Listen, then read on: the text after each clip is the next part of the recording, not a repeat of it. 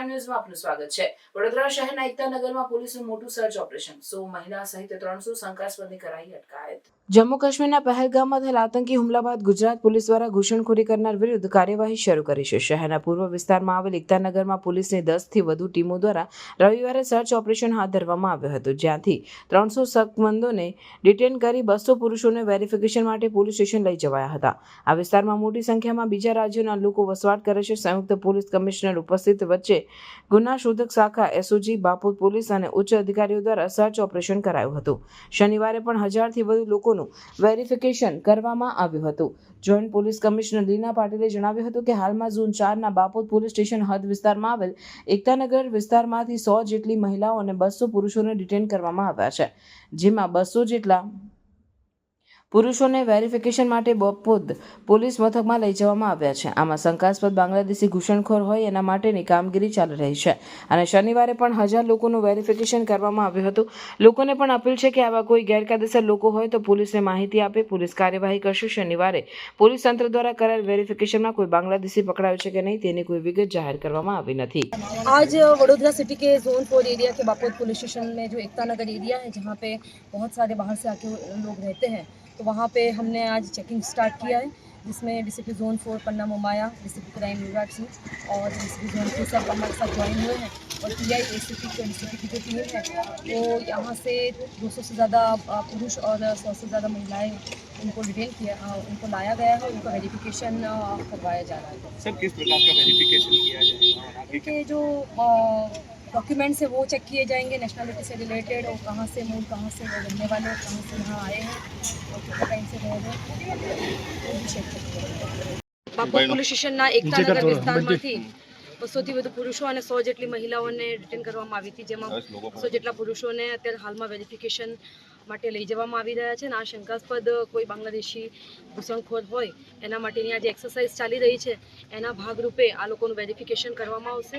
ગઈકાલે પણ 1000થી ઉપર લોકોનું વેરિફિકેશન કરવામાં આવ્યું છે અને હાલમાં પણ આ કાર્યવાહી વડોદરા સિટી ખાતે ચાલી રહી છે। લોકોને શું સૂચન આપશો જે પ્રકારનું છે કે ઘરની આજુબાજુમાં આવા લોકો રહેતા હોય એ લોકો માટે શું સૂચન આપશો? કોઈ આવી રીતના શંકાસ્પદ રહેતા હોય તો 100% પોલીસને માહિતી આપશે, પોલીસ એના ઉપર કાર્યવાહી કરશે।